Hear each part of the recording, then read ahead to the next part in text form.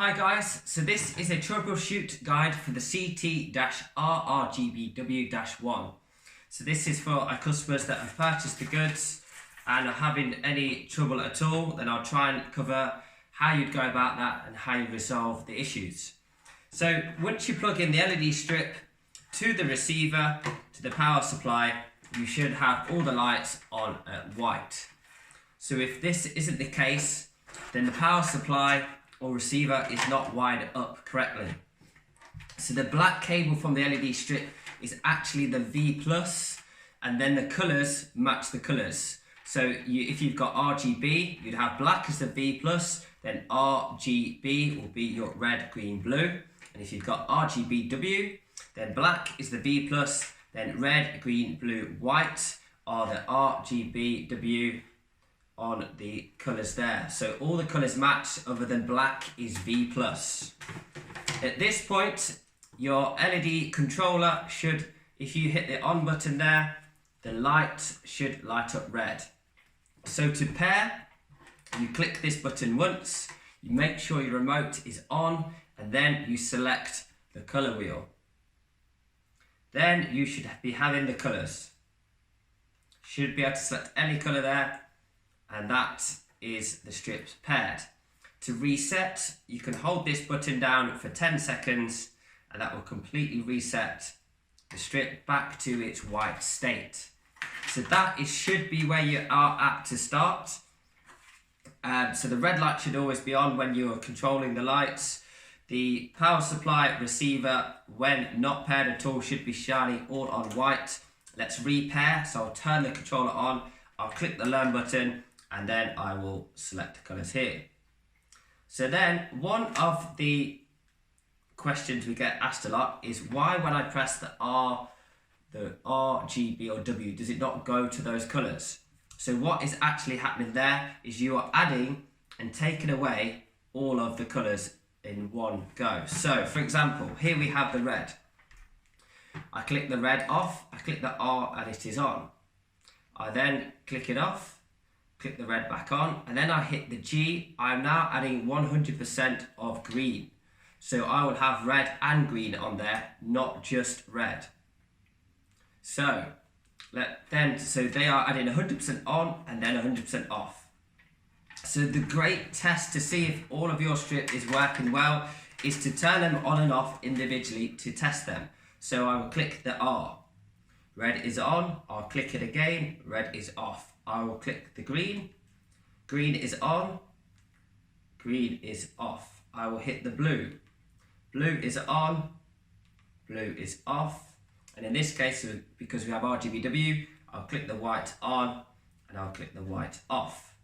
Now to get the full white, so you can hit the W to get just the white, which is a 5 watts white.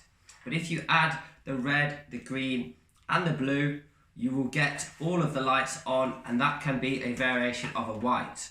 You can then hold the colours to reduce that colour. So if I hold the blue, that will start reducing blue from this strip. Then to go back to the colours, I can select the colours as so. But what you will notice is the white channel is controlled separately to the controller here.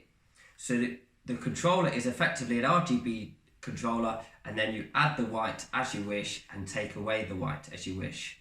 So when I select the colours here, I have solid colours, I hit the W and I've added the white, and now all the colours will be pastel colours until I take the white off again.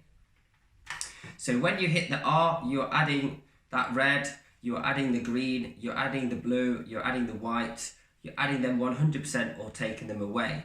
So sometimes when someone clicks the red and are wondering why it isn't going red, it's because you probably hit green first and then added red, and you'll get an orange colour. So there we have it with that. This is a great test to do at the start of your strips. You light them all up individually to check if all of the strips are lighting up correctly. If you press red on its own like that and it is shining up a different colour, for example a blue, and then you press the blue and you're shining up red, then the cables are wired wrong. They need to be switched around. So they either would be wired wrong on the LED strip here. They've either been crossed over or they've been wired wrong into here. Or if you've extended the cable, the cables have been reversed the wrong way. So you need to make sure that they are matched up again, and then you can do the test again by getting all of the colours off to 0, starting again, going red on, red off, green on, green off, blue on, blue off, white on, white off. Now if the colours are dimmer than usual, you can hold the blue down. That will either go up to 100% brightness, and you can hold it again and it will go down to as close to 0 brightness as it can. So they are a few tips. If all of the wiring is correct and something is still wrong, if you have multiple receivers, swap one of the receivers over and see if the fault follows. So if you had a faulty receiver that was just wired correctly, but it's still showing different colours, then swap that receiver with another receiver, and if the faults then go to the next strip, you know that, and all of these are correct, then you know that the power supply, the strip and the receiver is correct. It is that receiver that is faulty.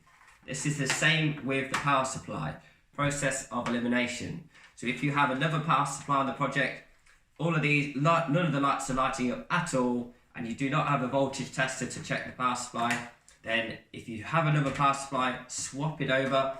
If the lights then work correctly with the receiver working correctly, then the power supply is at fault. So usually if you have multiple goods, you can juggle them around, swap the power supply over with one that you know is working, swap the receiver, then you can process of elimination, work out whether it's the power supply, the receiver or the strip. So that is a few tips. We also have a troubleshoot guide. So if you have any comments, comment away. Check out InStyle LED.co.uk, and thank you very much for watching.